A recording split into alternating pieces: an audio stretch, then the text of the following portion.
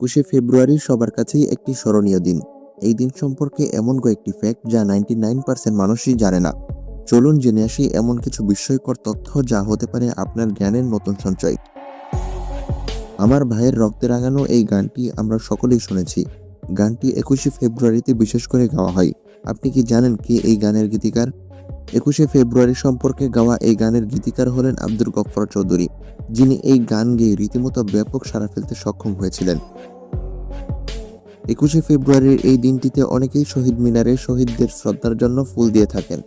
আপনার কি জানা আছে কে সর্বপ্রথম এই শহীদ মিনার ডিজাইন করেছিলেন?